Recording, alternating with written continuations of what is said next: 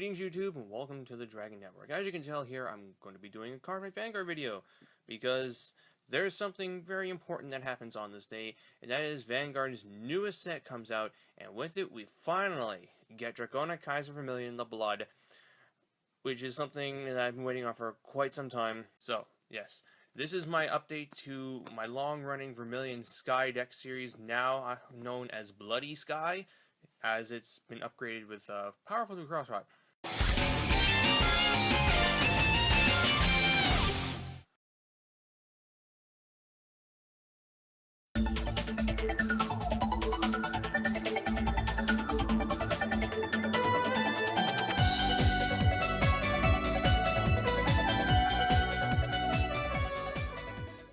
Greetings YouTube and welcome to the Blue Corner and to a video that's been long overdue in its making.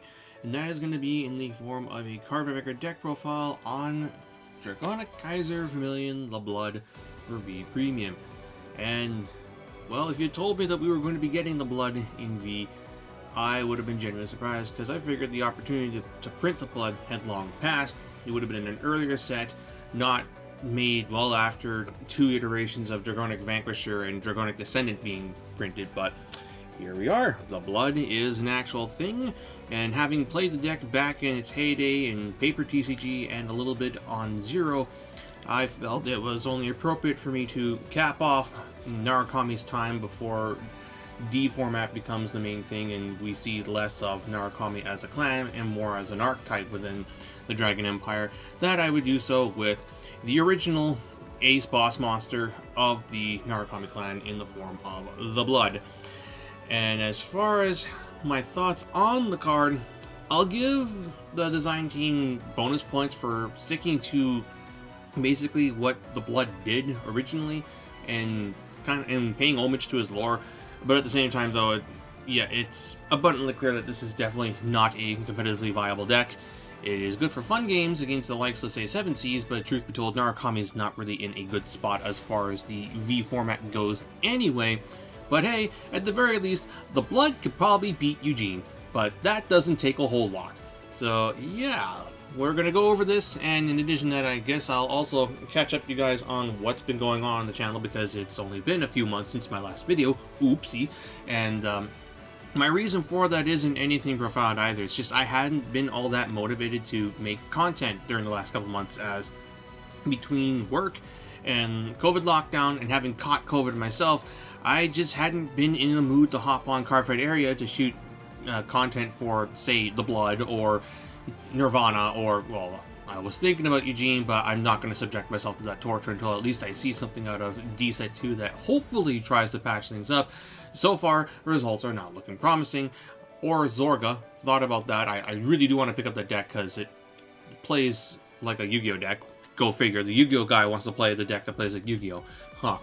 And speaking of, I also haven't been in the mood to hop on Dueling Book and play Yu-Gi-Oh because, one, I don't know how well my laptop can handle that kind of shit, and secondly, I just kind of don't really want to play card games right now, given that I have no place to play them IRL. I can't remote fight or remote duel. My setup is just not good for that, and my connection especially. And this might be a little pessimistic of me, it probably is, but I don't see like physical play opening up until the fall. So in the meantime, my spare time when I have it has been spent just catching up on my gaming backlog. Anyone who's subbed to my main channel, BlueStar899, you'll know that I finished my Cold Steel 4 bosses videos, I finished my Renegade Platinum bosses video, and I'm somewhat working on the post game. I've decided to take a little bit of a break, and I'm just working on Mega Man Zero ZX Collection because that came out during all this stuff. But yeah, I've just been gaming. That's not to say that I haven't been keeping an eye on where things are going. Like I have an idea of where Premium is right now. It's awful, and where V Premium is at right now, and then where the D format is going to, Bastion 2 Strong, and I've also been pretty active in playing Vanguard Zero, keeping an eye on Vanguard Zero. Hashtag destroy Silverthorns, and what else there's to really say? Yeah, we're just going to get into the video now, and I'll talk about all the Blood. Here we are, many years later, and yeah, the Blood is back. So, starter is Sparky Dragoon. Not much to say. It's a V-Series starter. They're good. Then for the Great 3s, 4 copies of Dragonic Kaiser Vermillion The Blood, and then 4 copies of the recently foil upgraded Dragonic Kaiser Vermillion. I will admit, I'm happy that Vermillion got the reprint in this set as a triple rare, because I think this artwork is nice and it is deserving of triple rare foiling. Unfortunately, it's still the garbage shatter foil pattern triple rare that I have come to utterly despise. I really do not like the foiling that triple rares got during V, and it looks like that this foiling pattern is going to continue going to D series, as we still have this gaudy looking foil pattern compared to what we've had in the past. And what I mean by that is, if you look at, say, the original copy of the Blood, look at this triple rare foiling. Does it not look neat? I totally agree. Or look at Mr. Desert Gunner here. Or look at Dragonic Maker's SP. Granted, SPs from the old days are VRs and foiling from now, but even then, look at how these foils look, how different they look. I miss how foil patterns would change on a set-by-set basis. I thought that was always one of the things that made Cardfight Vanguard, but nope.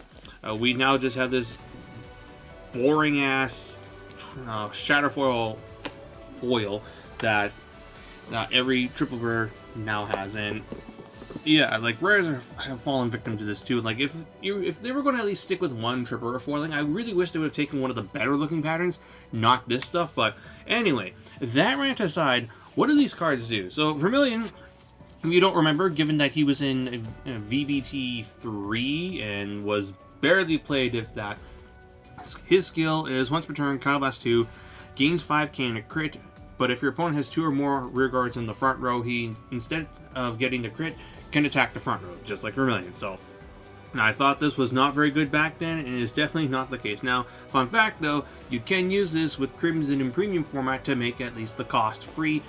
If I remember my Legion rulings correctly, he does not get the crit though, so you can't get 5k crit in front row attack. You just get, yeah. Or do you get the front? No, you get the front row attack. It's just you don't get the crit. But yeah, that little interaction is a thing. And then as far as the reason why you're playing this deck, Dragonic Kaiser Vermillion, The Blood. So just like the original Blood, he can attack the front row for the cost of counterblast 1 and putting a card from your hand to the soul, like a certain Big Bang Knuckle unit that I really wish we had gotten instead. And if you happen to put Vermillion into the soul with this effect, he gains an additional 10k and a crit on top of that. So 27 to the front with a crit, and he also gains an extra drive for all this, regardless of what you put into the soul. And his other skill is you can Soul Blast the Kaiser in order to gain extra drive, but at the end of the turn, you deal yourself 1 damage, which is a reference to how in the lore, Vermillion became the blood by drinking the blood of the Dragonic Emperor or something, and the blood is incredibly toxic and it kills whoever drinks it or something along those lines. Like, Vermillion died in the original lore, and Crimson went searching for him because he's a bro like that.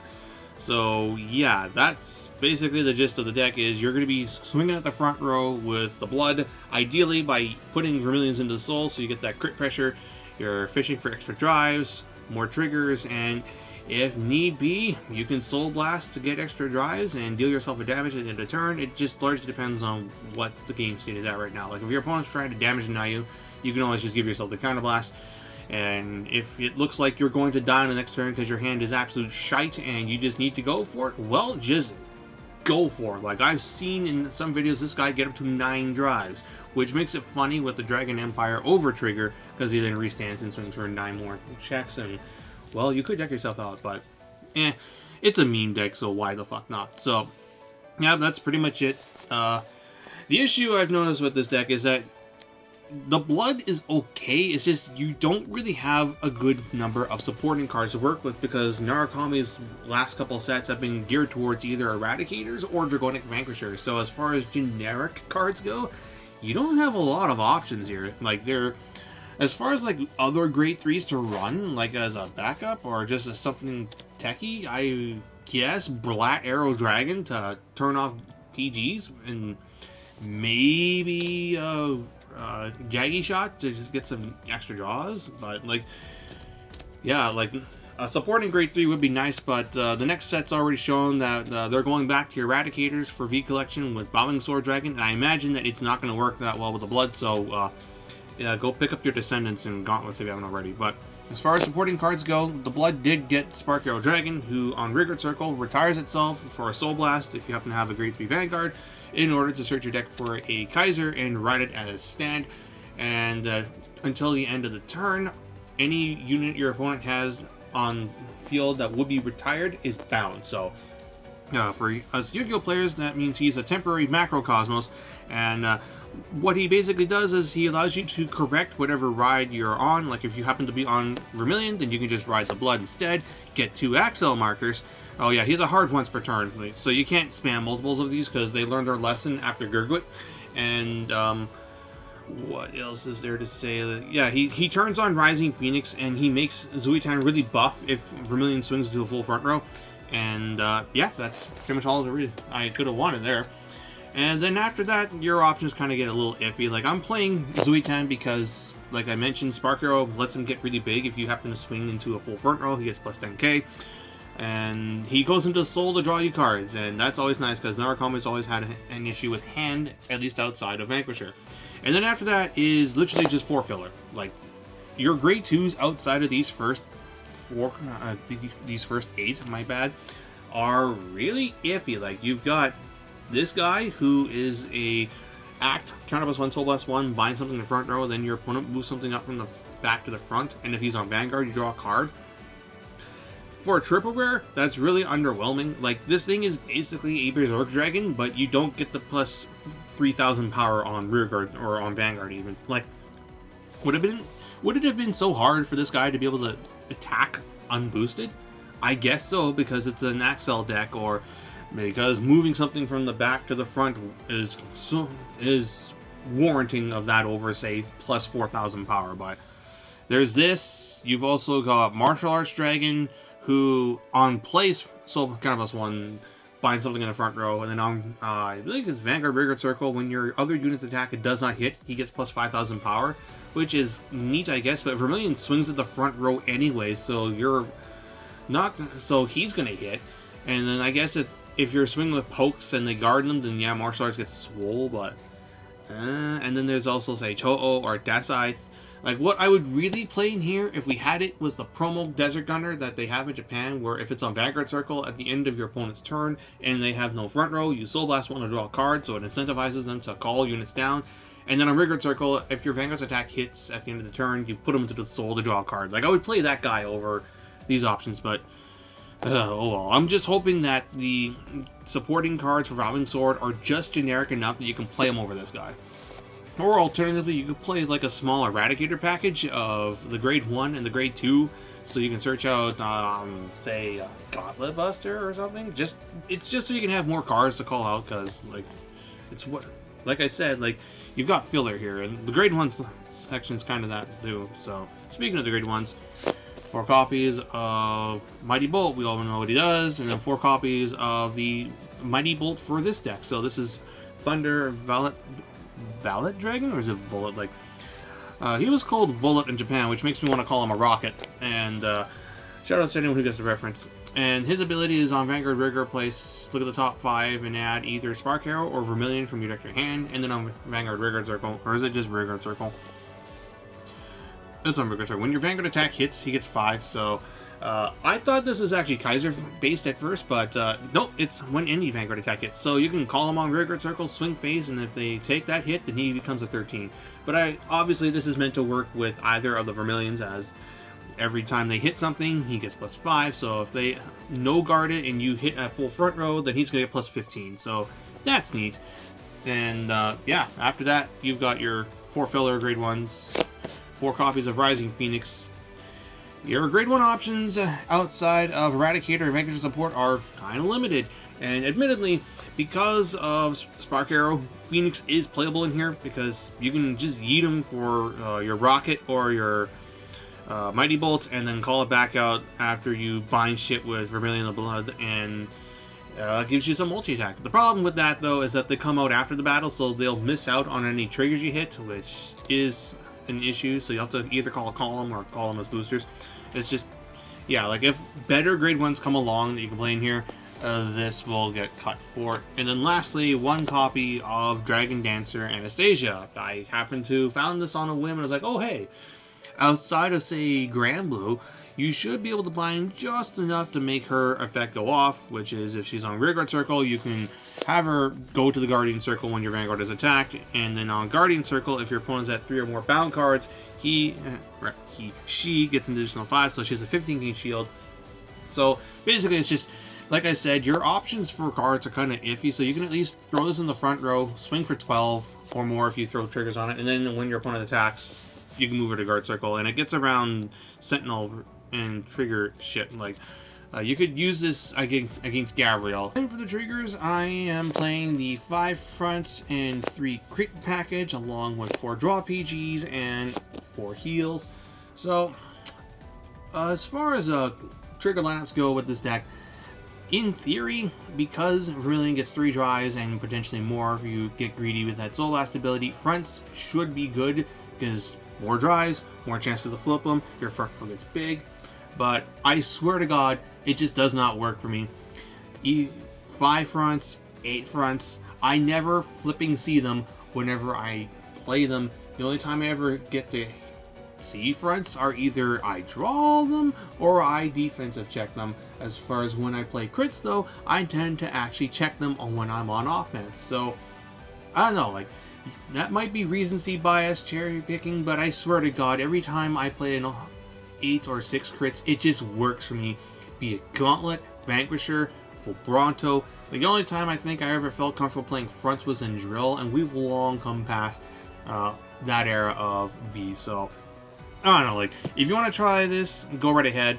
If you want to try the as many crits as possible variant and just stack them all on the blood and hope to God they don't have a PG, then knock yourself out. I mean, at the end of the day, you're playing the blood. You're going to be having an uphill struggle regardless if you're playing against any semi-decent deck, so go for it. Meme if you have to. And yeah, that's all I really got to say about the trigger lineup. So we'll just wrap up the video. And that's it for Dragonic Kaiser Vermillion the Blood. Like I said before, they did a pretty good job in sticking to the flavor of the original The Blood, with the ability to attack the front row with some crit gain, and also the aspect of the lore where he dies after drinking the blood of the Emperor, which is neat and all. And it's just, unfortunately, The Blood came out a few years too late. If he had come out maybe instead of Gauntlet, he might have been okay. It's possible. Like, if this was his effect verbatim and we were in Murakumo format, who knows? Like, you'd be able to wipe out Kumo's front row with only 1 counterblast and make up the draw pretty easily, and then your Volet Dragon will get pretty big. Or if your opponent has no front row, then whatever, just smash face. But those are what ifs. At the end of the day, though, I am happy though that the Blood did get made. It's pretty cool. Like, the Vermillion is still a card I stand for. Like, Brawler may be my favorite Narukami archetype, but the Vermillion card itself is probably still my favorite unit. He's the Red Eyes Black Dragon for me of this card game. And as much as I'm not a fan of the whole encounters gimmick that they're doing with set 2 and D, and they have promised that they will not do it again until 2022, I am kind of hoping that that Vermillion will be an encounters card at some point, just so I could see some new artwork of him in the D format style. And hey, who knows? Maybe Vermillion will finally be that card that makes Eugene somewhat playable. That deck can't be that bad forever, right? Eventually, even Tachi got their day, right? But in all seriousness, no. Comment down below on what you're doing with your The Blood deck if you're playing it, and I'm kind of curious to see what other people are doing, especially in the filler slots, because like I said, once you get past Vermillion, The Blood, and Spark Arrow, you have, what is it, 5, 9, technically 13 cards to work with here, because like Zuiten's also technically optional, but I think he's still pretty solid for the deck going forward. And yeah, all in all, it's a pretty okay send-off to Narukami as far as the transition from D into V, a kind of return to their roots. Not gonna lie though, as far as the whole V era goes, the most fun I had with this deck was definitely with Dragonic Vanquisher and the full Bronto variant, as that deck had so many moving things that it was never really boring for me to play, which I know might sound funny because I know some people honestly felt the deck was just whatever, but like I generally had fun playing Vanquisher. Like next to Night Rose, it was probably one of the more combo-minded decks I'd seen, and that I'd at least played during V. It reminded me kind of like old Time Leap, and yeah, it's just unfortunate that Bronto came out in a time where there were just decks that are better at what it's doing, and that's kind of the issue that Naras have right now as far as V format goes, is that there's just decks out there that do what it does, but they're faster and they're stronger. And basically everything, kind of a repeat of what happened to Eradicators in Zero. Everyone kind of just caught up to Vanquisher and then moved past it. And as far as future content goes, I am kind of probably going to eventually start doing Cardfight area content as I work through my gaming backlog. I'm kind of waiting on D Set 2 and the V collection to come out before I take a stab, because I am curious to see what Vowing Sword does, and I do want to see what the next set does in order to try and improve upon Eugene. I want to see what the new Arena does, and I also just want to wait until the new cards are all out so I can play Zorga, and that's kind of it. So yeah, sorry about the long wait between videos, and I hope you guys aren't too mad at me for that. And until next time, this is BlueStar899 jacking out.